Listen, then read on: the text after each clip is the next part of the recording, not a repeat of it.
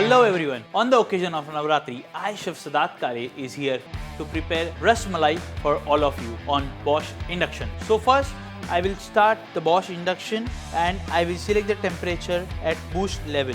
Now is the time to add milk, and now is the time to add important ingredient, that is lemon. So I'll be adding some lemon. Now we will slowly stir the milk and the lemon together so that it is equally mixed together. As you can see that our whey and fat is separated and we have got the chena. Now is the time to strain it, so I will switch off the Bosch induction. We have a muslin cloth with us over here, so I will just place it on the strainer, and now is the time to pour it. We have put our mixture in a muslin cloth. I will fold it in the way and I will allow all the excess water to go away, and the chena is in this. So as our chena is ready, we will prepare the chena to a dough type texture by rolling it on a flat surface.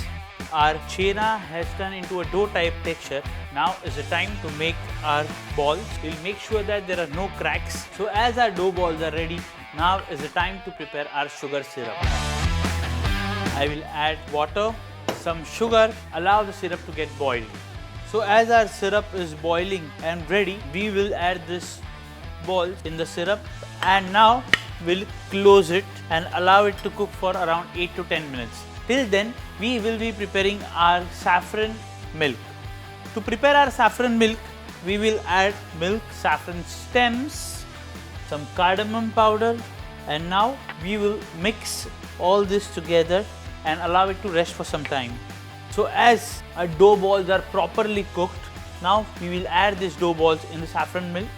So our Ras Malai is ready. You can place it in the refrigerator and serve cold. I will garnish my Ras Malai with some chopped dry fruits on the top, so you can enjoy it very much fresh. Wishing you all a very happy Navratri from Bosch family.